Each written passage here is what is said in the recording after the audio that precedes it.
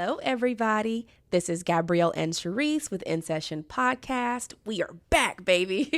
It is season 4. We are so excited. So, Sharice, as always, what are we talking about on this new season? Yay, I'm so excited. Welcome back to season 4. We have a lot in store for you guys this season.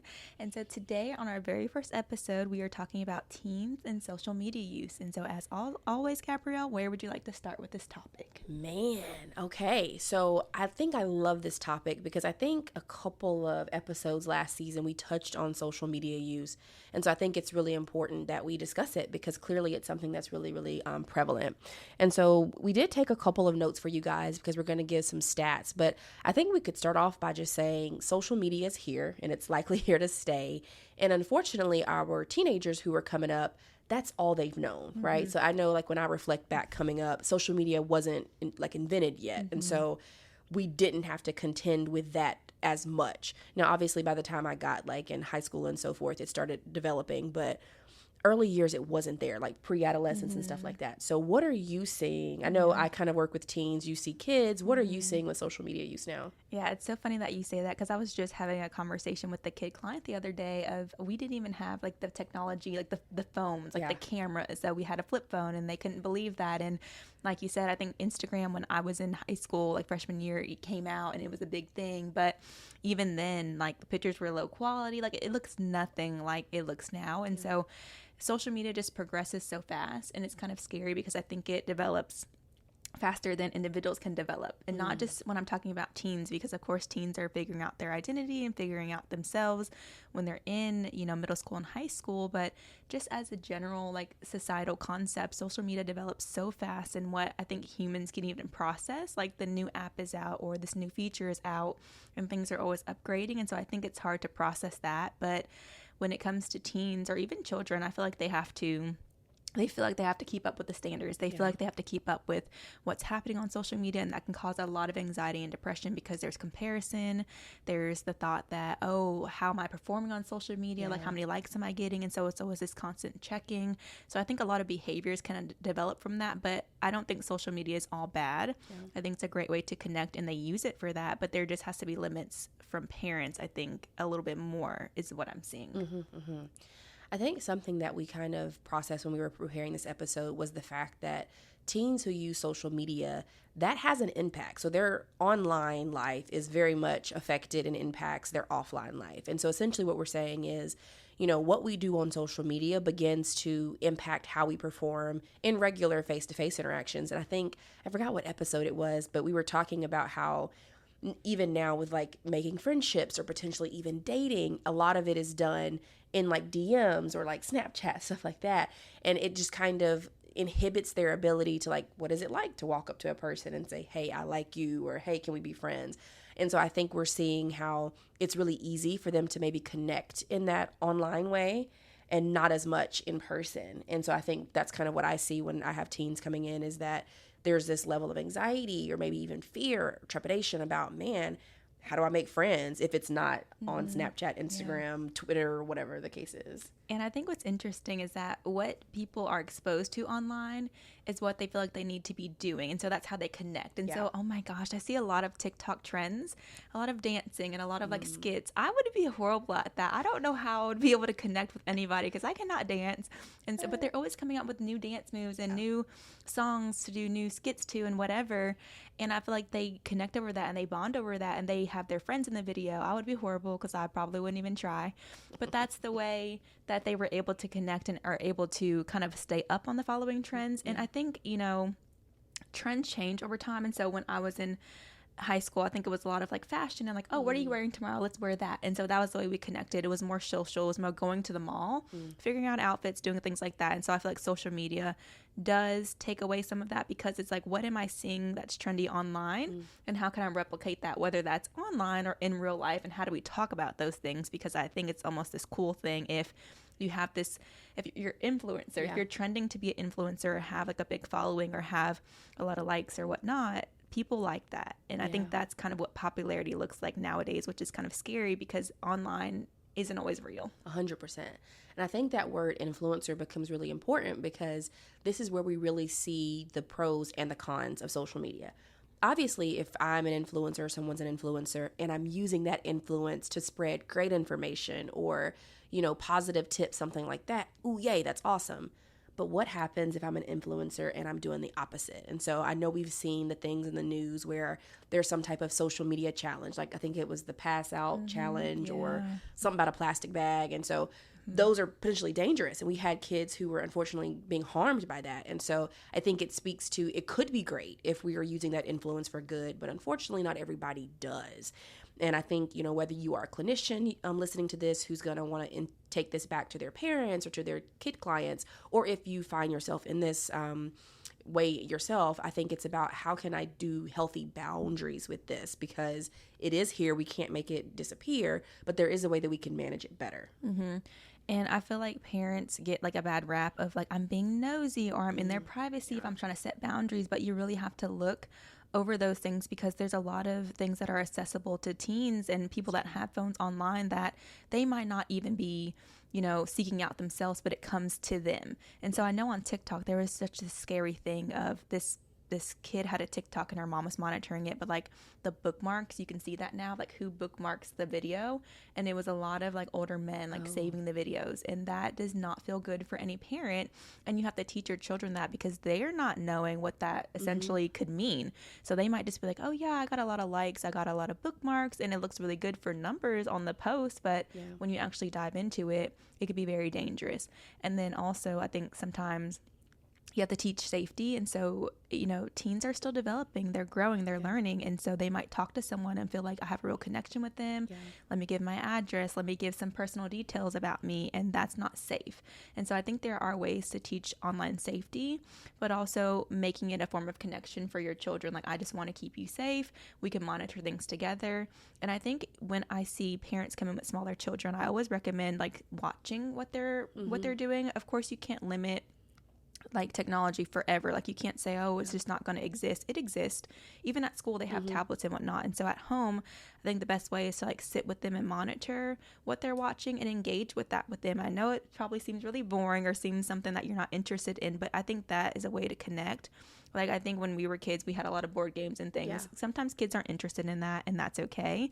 But when you sit and connect with them and, like, show interest in what they're watching, I think they want you to explore with them a little bit more, and they let you into their world, and it doesn't feel like you're invading their privacy. It feels like we just have a connection over this thing that we're doing, and as they grow, it becomes a natural thing to ask, oh, like, what are you into these days? What are you watching? What's on your phone? And it doesn't become like, oh my gosh, I have to get defensive because my parents want to, like, take away my technology or invade my privacy.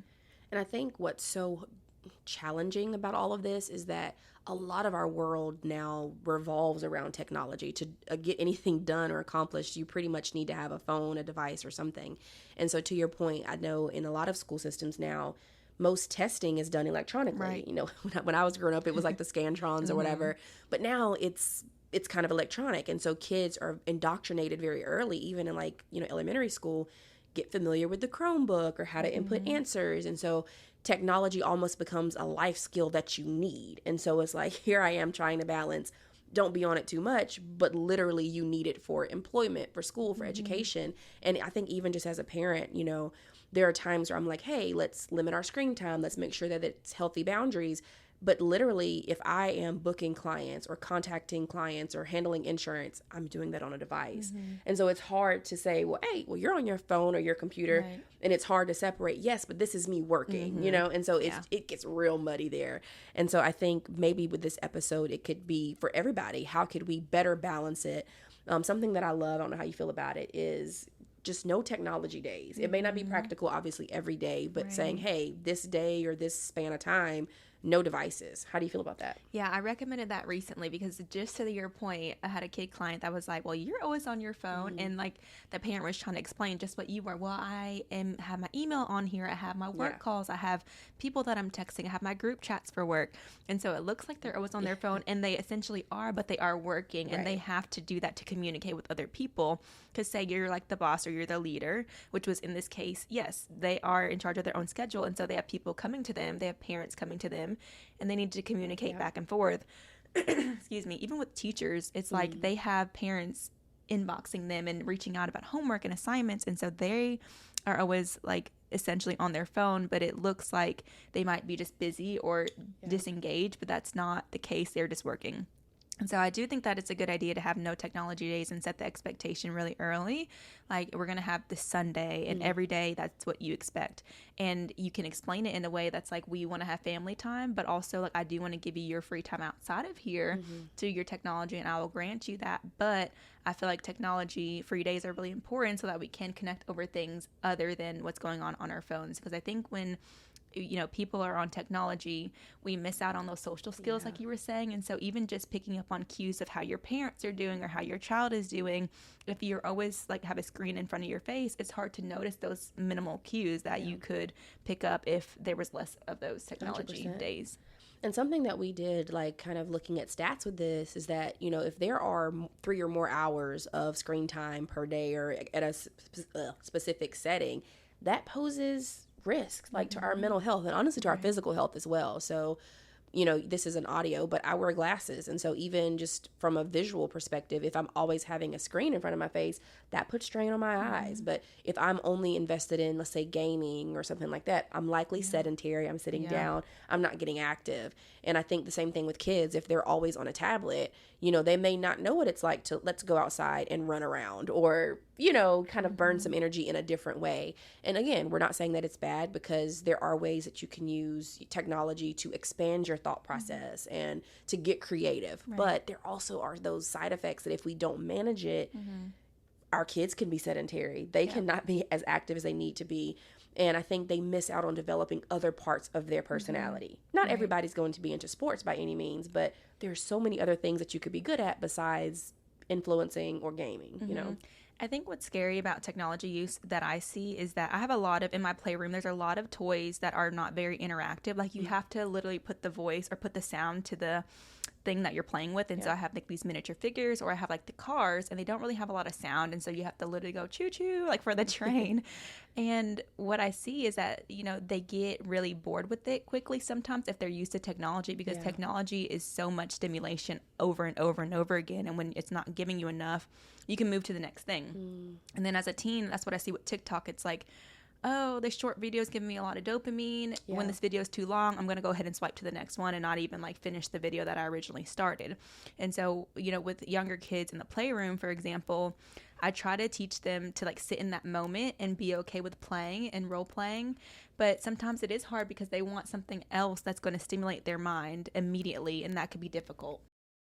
Something else that I've noticed too is, we kind of talked about how there can be cravings or almost like withdrawals when they're not getting that stimulation from, be it TikTok or whatever. But I've had a couple of clients here recently be able to self-identify that, like, if I watch too much TikTok, my mental health gets worse. And that's without me even pointing that out. But they've noticed that, man, if I'm in a sad mood or I'm feeling depressed or anxious, they may click on certain content and they start seeing a bunch of that, and it starts to get overwhelming. And so it's good that they're able to recognize that, oh man, this is happening. But it's also the reality that if we are engaging in mediums like that, that's probably going to happen. And I know we talk a lot about how the algorithms are set up and things like that, but literally when we are engaging with a certain type of content, we tend to see more of it. And that cannot always be good, because then we're being overwhelmed by whatever it is that we're reading. And so I know we did an episode where we were talking about people will be like giving mental health advice or things like that, right? And if it's incorrect advice, let's just say, and they're being inundated with that, their mental health could be getting worse. Right. And I've also heard people say they've began using TikTok or social media as their outlet or form of therapy instead of talking to a licensed professional. And that does not always work out that well. Yeah, I always think too much of one thing could be dangerous or negative. And so, we're talking about too much of social media. And so when I think about that, it's also too much of dopamine that's not being produced naturally. And dopamine is a good thing. Dopamine helps us, become motivated. It helps us complete tasks. It's a feel-good chemical. But when we do too much of things that produce that unnaturally, our brains forget how to do that naturally. And so over time, we rely on it too much. And I find myself in these cycles too. It's like when I have a busy day or I feel like I just need to sit and relax, I go to my phone because it's instant gratification of things that I can do without doing much work. Like I'm just sitting on the couch and I have the phone in my hand. Whereas other things, if I'm reading or doing a puzzle or whatever, that takes a lot of mental energy. And so the phone is the easiest thing to gravitate towards.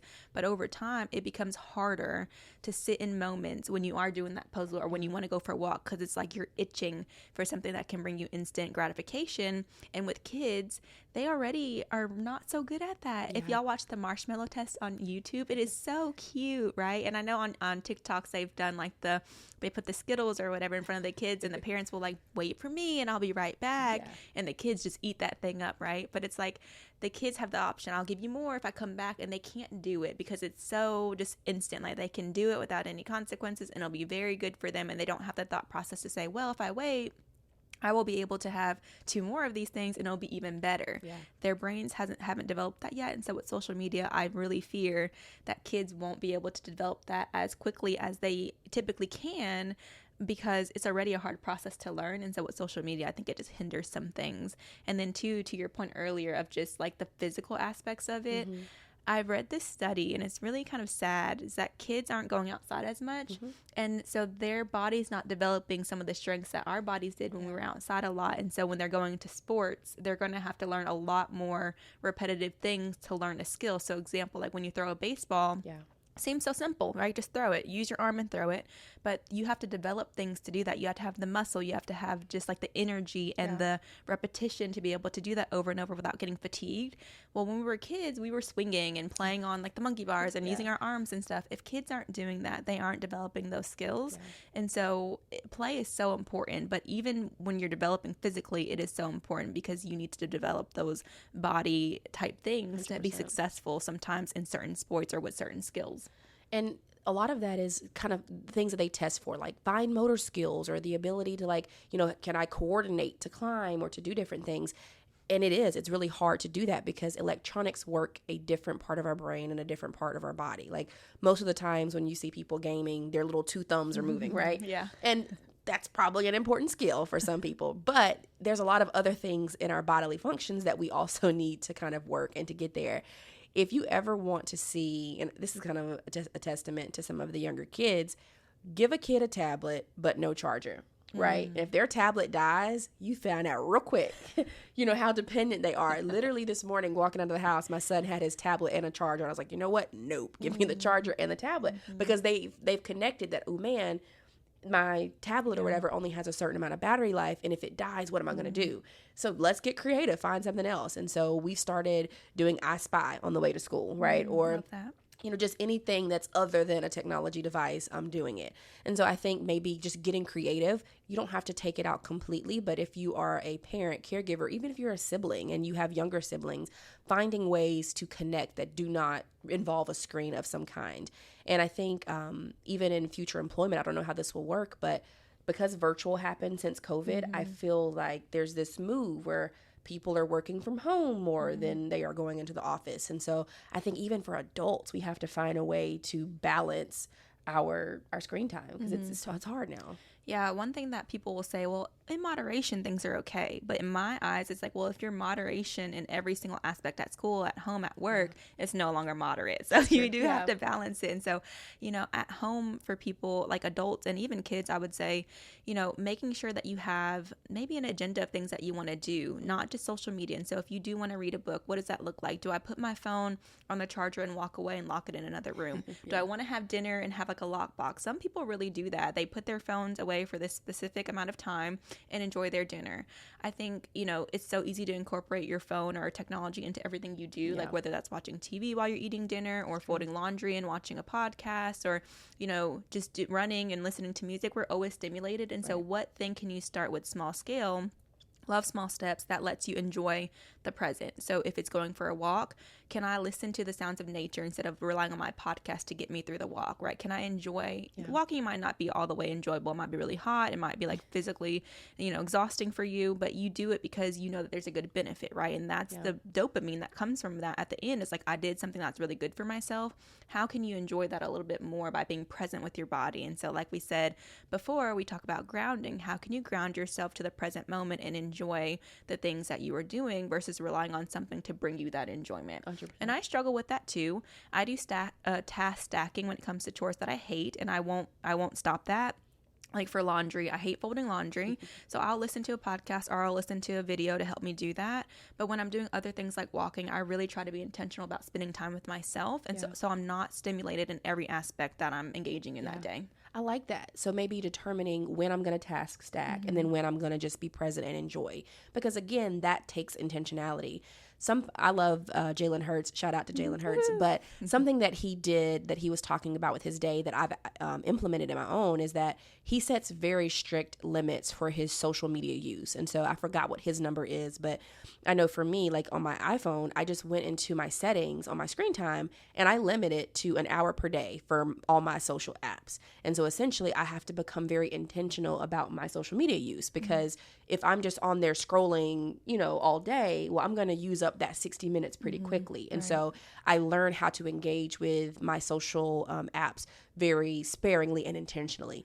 Granted, y'all know I call myself the grandma who doesn't like to post on social media. But anyway, I found that, hey, I don't want to just find myself randomly or mindlessly scrolling. So let me set a really strict limit so that way if I am using it, I'm intentional.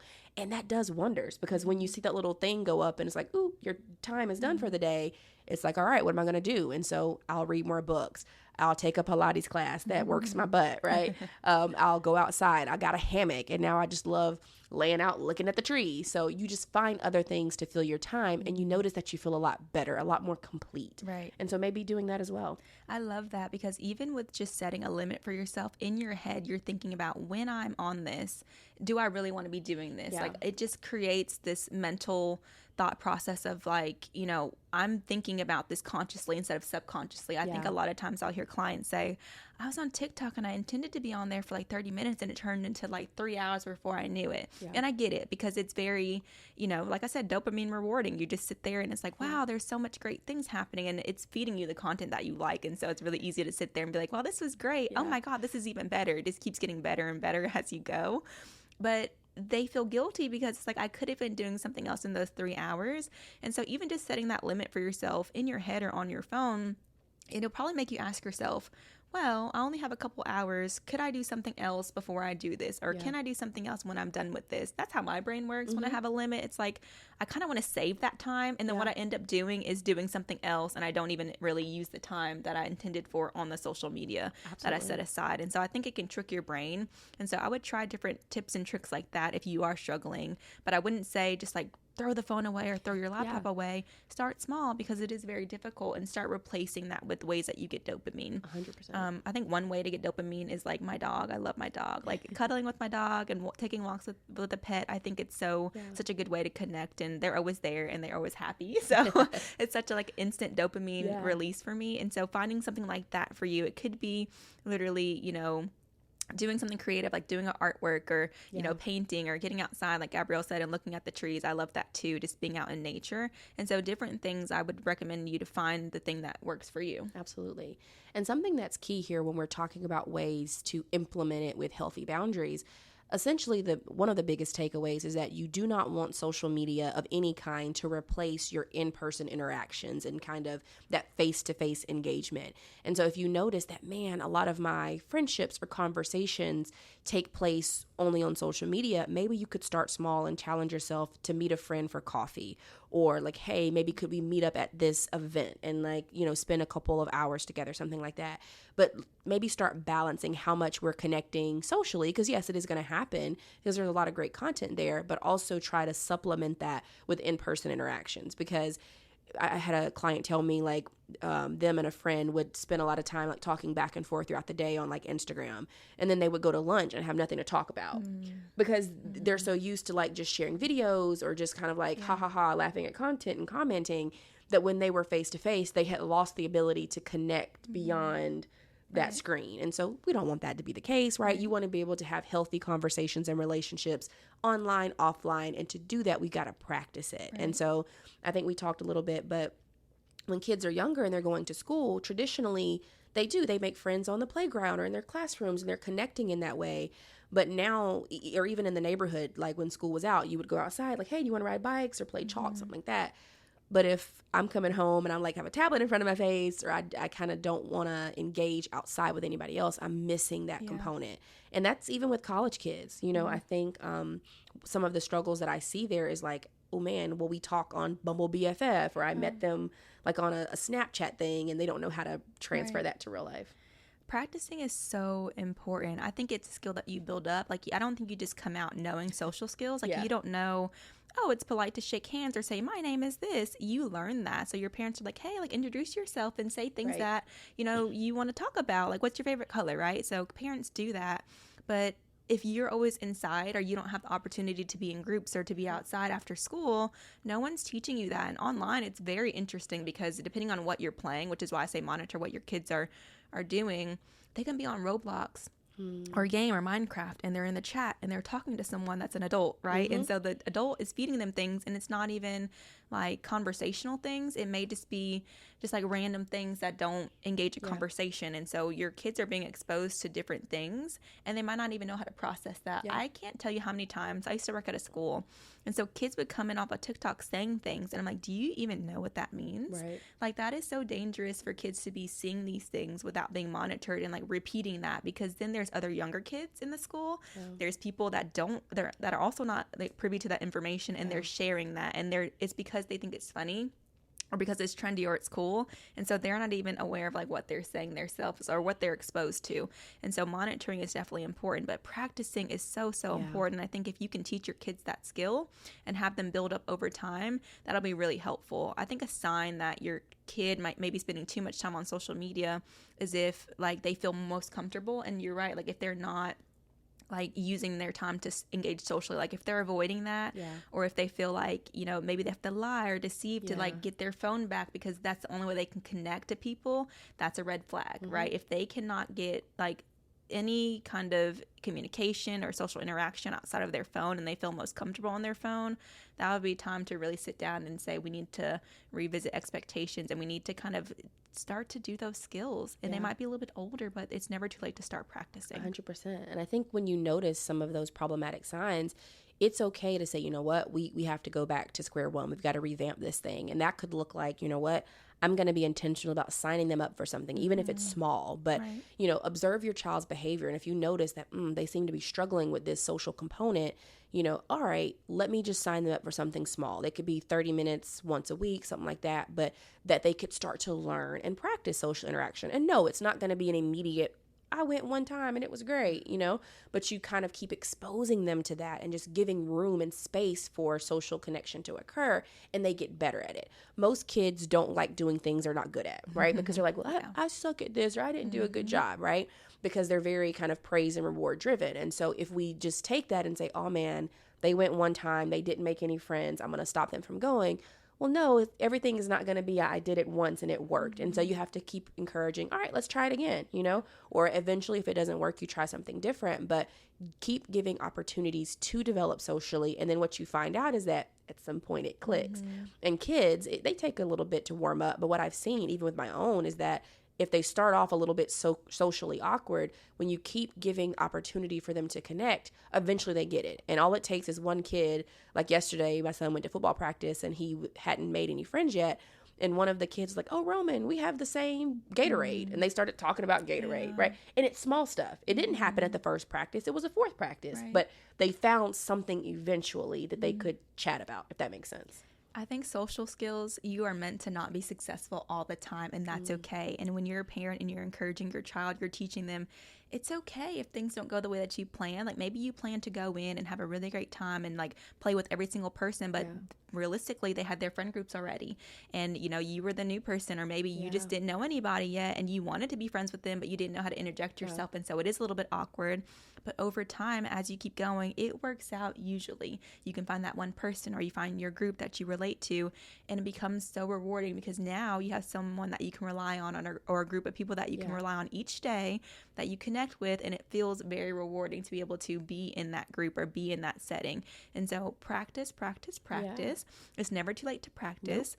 I think, you know, when we don't practice, it becomes like we are not developing the social skills, but then we're also now socially anxious, or now we have other things that are hindering us from wanting to do things in general. And so if you like, I think of scaffolding, it's like building on skills that you already have. Right. Social skills is the platform for everything. And so if you don't develop that, I think it hinders you from wanting to work. It hinders you from maybe wanting to drive or wanting to just go shopping or do things for yourself because there's people everywhere. And so it's like, if I can't order my food, or I feel anxious, or if I feel like, you know, someone's going to be there that's going to judge me, I'm going to stick to myself. And that is really not healthy, because we as a human population need connection. We need communication with other people. And when you're in isolation, I think that gives room for the depression and anxiety and other mental health disorders that we see. I love that. I think that would be my takeaway for this episode, is that social skills and maybe crafting those outside of just screen time is so important, because yes, technology is here and it's not going away, but neither is the need for social interaction, because whether that's going to school and giving a presentation, or interviewing for a job, or just talking with customers, whatever the case is, likely in this life in some capacity, you're going to have to be able to say hey and bye. Right. And so you have to develop these skills, and hopefully the earlier the better. But even if your kid is a preteen or a teenager and you just notice they struggle here, it is not too late, because those skills can be learned, they can be developed. Even if you're an adult, all it takes is a little bit of intentionality, a lot of practice, and it can get there. So don't neglect this skill. Don't just rely on the safety of your gaming system or social media. Really expand that, because I think your life would improve as a result of a holistic approach. Absolutely. Holistic and balance, you guys, our favorite word. So thank you guys so much for listening to this episode. We are so glad to be back for season 4. If you would like more exclusive episodes, please remember we have our subscription services, and you can sign up for that on Buzzsprout. Thank you so much, and have a good day.